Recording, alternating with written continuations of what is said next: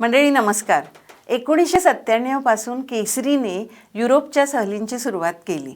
युरोपच्या सहलींचा जो पॅटर्न त्या काळामध्ये होता त्याच्यामध्ये आमूलाग्र बदल घडवला आणि तो म्हणजे ब्रेकफास्ट, लंच, डिनर या सगळ्या गोष्टी ऑल इन्क्लुझिव्ह केल्या. त्याच्यासोबत गाईडच्या टिप्स, तिकडचं महत्त्वाचं जे साईटसीइंग आहे जे बघायलाच पाहिजे ते सुद्धा इन्क्लूड केलं आणि एक भारतीय पर्यटनाला वेगळी दिशा मिळाली. पर्यटकांना परदेशात गेल्यानंतर जे बघायला हवंच त्यांनी ते बघता येऊ लागलं आणि ह्या सहली प्रचंड पॉप्युलर झाल्या. भारताच्या पर्यटनाचा पॅटर्न बदलला खऱ्या अर्थाने आणि प्रत्येक युरोप टूर सक्सेसफुल व्हायला लागली. जसजशी या टूर्सची संख्या वाढली, पर्यटन वाढलं, पर्यटक वाढले, तसतसं केसरी म्हणजे युरोप आणि युरोप म्हणजे केसरी असं एक समीकरणच झालं. युरोपला जायचं तर विजाची तयारी करायला हवी. तिकडे काय काय बघायला आहे ते तर बघितलंच पाहिजे, पण युरोप सोपा नाही आहे. तो समजण्यासाठी त्याचा इतिहास, जॉग्रफी हे आपल्याला समजायला पाहिजे आणि ते समजण्यासाठी तुमचा जो टूर लीडर आहे तो कसलेला असायला हवं, त्याला या सगळ्याची माहिती हवी.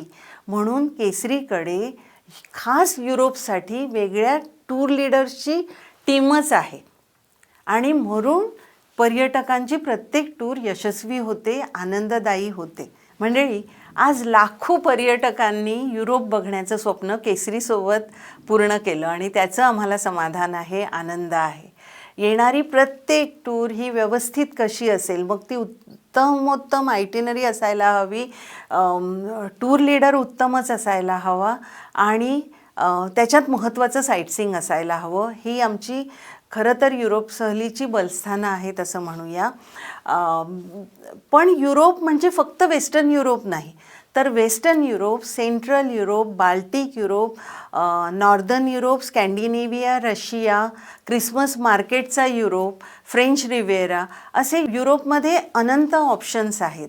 आणि आज आनंद असा आहे की भारतीय लोकांनी म्हणजे आमचेच पर्यटक आहेत ज्यांनी या सगळ्या सहली केसरीसोबत केलेल्या आहेत आणि म्हणून युरोप लोकांना भावतो. कारण हे सगळं एकत्र होतं की कमी दिवसात जास्तीत जास्त कसं बघता येईल हे केसरीच्या युरोपमध्ये आपल्याला सहज शक्य आहे आणि ऑल इन्क्लुझिव्हचा कन्सेप्ट हा लोकांना प्रचंड भावतो.